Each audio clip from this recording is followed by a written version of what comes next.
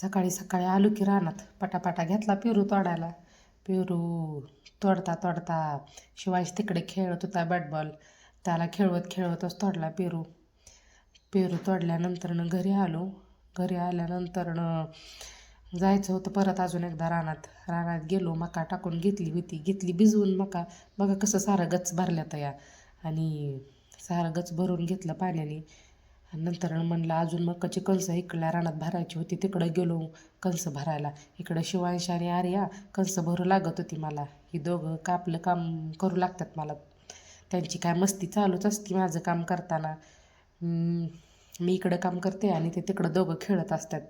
पाऊस यायचा होता. आभाळ गच्च भरलं होतं. म्हणलं कणसं भरून न्यावी ती घरी.